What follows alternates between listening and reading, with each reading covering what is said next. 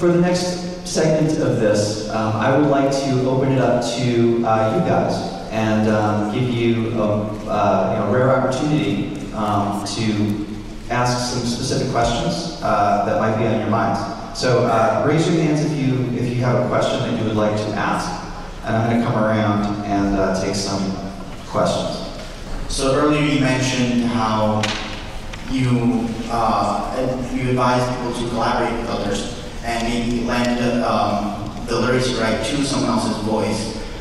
How do you suggest to kind of bring the personal experience or the very closeness of the lyrics that you write and have that work with someone else? I mean, I'll respond to that because I made the comment. If you ask most commercial songwriters, they're going to, in one way or another, describe co-writing as speed dating. And you got to kiss a lot of frogs before you find someone you connect with. Sometimes childhood friends meet and they know each other so well, so it's automatic. Paul McCartney and John Lennon, for example. But beyond that, you can look at a lot of acts that start with young artists who are the same age you guys are now, Fun, Maroon 5. I can go through a pretty long list where it's people that grew up together, that connect, and they can have that dialogue.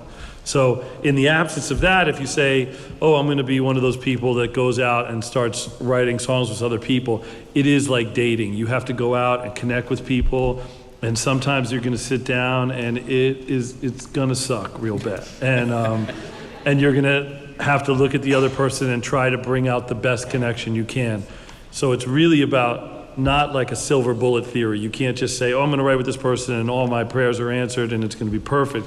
But you're gonna have to try. It's a lot of trial and error. And even with the people that you do connect with, the best ones are constantly whittling away at it to make sure that what they come up with in the end to present commercially is the absolute best it can be. It can't just be, sorry, I'm giving another Ingrid Michaelson reference, but I've been in the studio where we write a song together and we're like, this is amazing. And then the joke is, I think we're high on cheese. It's like, for some reason, we just think everything sounds amazing.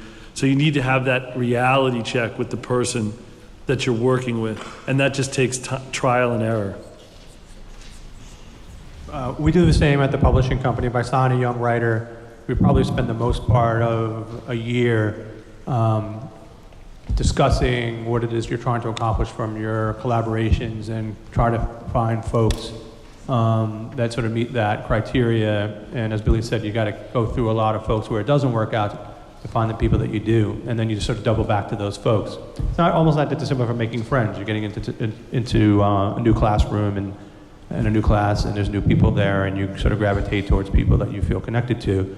So it's very similar with songwriting. I try a lot of different things, but it's also, as Billy said, sometimes hard to recognize the good from the bad. It's just time and trial and error. But everybody goes through it, and most writers that are devoted to the craft will find their way through and find their people.